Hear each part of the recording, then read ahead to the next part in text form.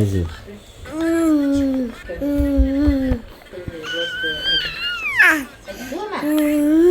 دودو أمولة يا جماعة. جماعة؟ جماعة. مين الجماعة؟ الجماعة. ما عنديش جماعات انا. لا عندك جماعة. لا الجماعة دول الناحية التانية.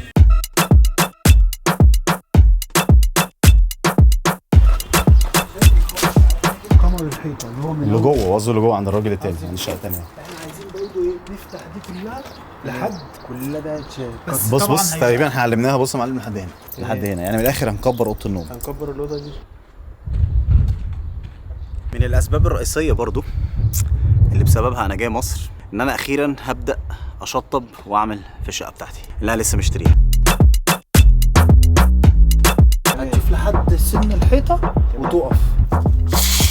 الشقه طبعا انا مستلمها نص تشطيب. افتح. ايوه التقسيمه بتاعتها غريبه شويه، ولكن ده الباب لما الف كده اهو الشقه بتبدا من هنا. دي الصاله طولها تقريبا حوالي 9.8 متر تقريبا.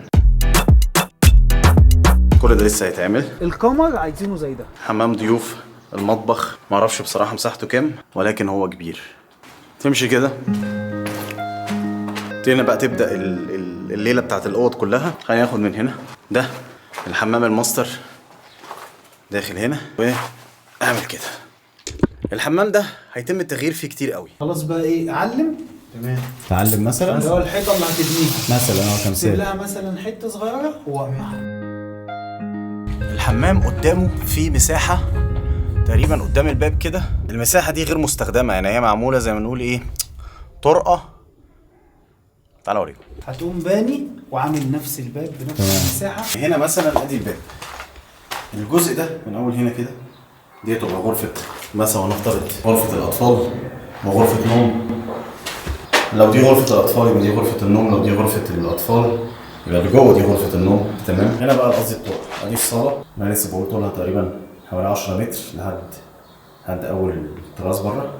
فالجزء ده غير مستخدم تماما. الطوب يعني هي ده المساحه دي اكبر، فهياخد طوب معايا يعني قصدي.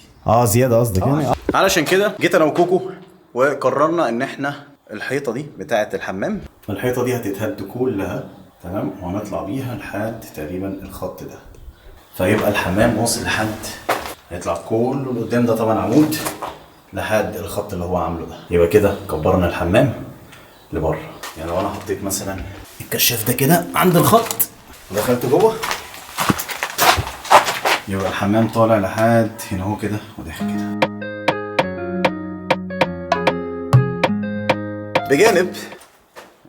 بجانب ان بعد ما الحمام يجي هنا اهو عند الخط ده كده ويتعمل الحيطه هنا والباب، الجزء ده لحد الصاله كده بالظبط.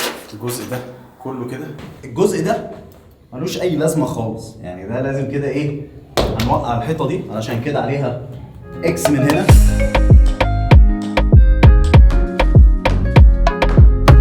كده هنوسع الصاله من عند الخط ده كده. يبقى انا زي ما نقول ايه كسبت مساحه الصاله، بدل ما هي يعني فاهمه ايه، يعني العرض بتاعها ده 3.9 حوالي ايه 3 متر ونص 4 متر تقريبا. فمن اول القصه دي كده هتبقى كل دي الصاله تبع جوه. غير ما قلتلكوش الاوضه الثالثه. الاوضه دي بتبص على المنور، فتقريبا تبقى اوضه اطفال. والاوضه دي برضو بصه بره على التراس. نيجي بقى نخش الاوضه الثالثه. الاوضه الثالثه دي بقى مشكله ليه؟ لان هو ده حجمها. يعني انا كده حاطط الكاميرا على الحيطه، لو رجعت ادي 1 2 3 4 5 5 خطوات كبار. هي اوضه ممكن تتعمل زي اوفيس، ممكن يتحط فيها سرير صغير هنا مثلا ودولاب صغنون كده وكومودينو هنا صغير. ولكن انا وكوكو كنا نفس الراي ان الاوضه دي غير انها صغيره ملهاش اي لازمه تتعمل اوضه ثالثه، لان اوضه الاطفال كبيره تشيل سريرين و3 كمان. يعني لو جبنا فريق اطفال فممكن نعمل سريرين جنب بعض، لان احنا زي ما قلت انا هستثمر في الشقه دي، مش هعيش فيها، هاجرها، هقعد بس فيها الفتره اللي انا باجي فيها هنا. فقررنا بما ان دي دخلت التراس الوحيده لبره، لان التراس كبير. خليني اوريكم التراس قد ايه. الدخله الوحيده اللي انا قصدي عليها دي، التراس ما شاء الله واخد عرض الشقه كله حوالي تقريبا يعني 7 متر. 7 متر بالبتاع اللي جوه دي يبقى كده ايه حوالي 8 7 متر. ده التراس كل ده هيتشال. فالاوضه دي بعدين بقى في الكلاب. فدي بقى مشكله الاوضه الثالثه، ان ده الشباك بتاعها، ده الباب بتاع البلكونه او التراس. ما خلاص يا انت وهو، ده الباب بتاع التراس او البلكونه، واوضه النوم ده الشباك بتاعها جوه، ودي الاوضه الثالثه اللي ملهاش شمس. فاحنا قررت انا وكوكو ان احنا هنشيل الاوضه دي تماما، مش هنسيبها، مش هنخليها يعني هي والحيطه بتاعتها.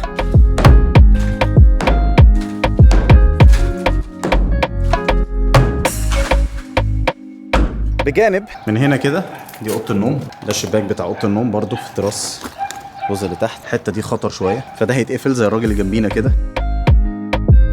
عامل التراس بتاعه كله مش برجوله بقى، ده قفلها بالازاز، يعتبر اكنه زود اوضه وفتح الصاله جوه، فتقريبا خلى الصاله كلها تراس وقفلها بالازاز من فوق، بجانب التنده او السقف بتاعها كهرباء بيتقفل يعني تنده كده عشان الشمس وكده. فالنظام ده حلو، ولكن انا مش عايز اعمل النظام ده، انا عايز شويه هواء، مش عايز اعمل ازاز تبقى الدنيا مكتومه كده.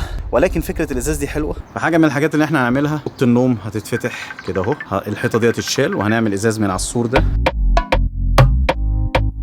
فيبقى زي ده نطول بيه الاوضه بتاعت النوم لحد هنا بس، علامه رجلي دي كده. والباقي كله هتعمل فيه برجوله.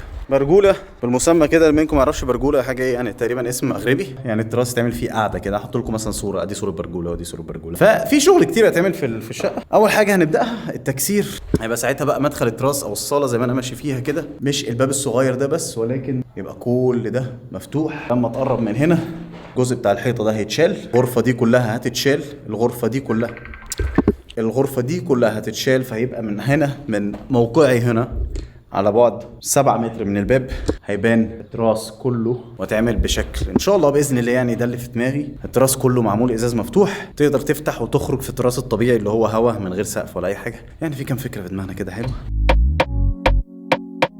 ولكن انا مبسوط باول خطوه.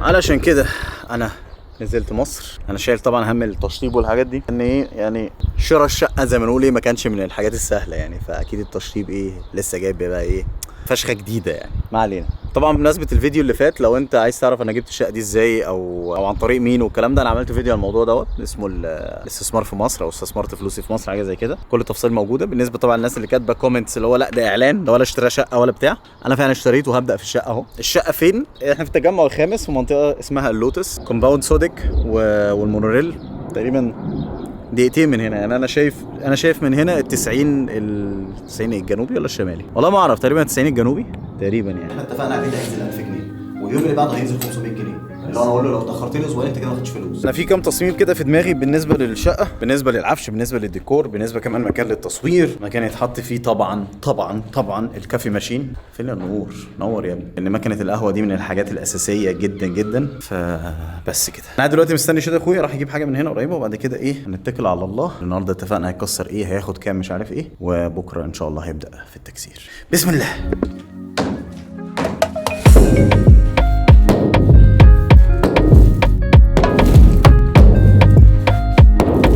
ما نقدرش نمشي غير لما نصور اول دقه شاكوش في البتاع، اول طوبه بتتهد. انا دقيت اول دقه يا جدعان يا عم واضح. عايز حاجه يا محمد؟ عايز سلامتك يا حبيبي. يلا سلام عليكم. عايز اقول لك انا وشادي سامعين التكسير من هنا. شادي فاكر اصلا الاسانسير وقع. قصدك السور الحديد ولا قصدك السور؟ بقول لك انا بعد الشاط دوت اللي احنا ما عملناش فيه حاجه، نروح نشرب قهوه. ليه يا عم احنا من كده ما عملناش؟ مش انت حسبتها والناس اللي شغاله. انا قلت هاجي اخلص الشقه ابوها لبكره، فاهم انت؟ يا عم اقعد يا عم. شبه عندنا في فرانكفورت بالظبط، نفس المدخل نفس العماير. روح يا شادي. واخيرا بعد ما اكلنا وملينا بطننا تسمع معاك شادي، مروحين على البيت. احنا اكلنا هنا، اكيد مش هنا، هنا اهو في بازوكا. بازوكا بصراحه مش عايزين نعمل اعلان ولا حاجه، بس هو حلو. انا كعاطف انبسطت.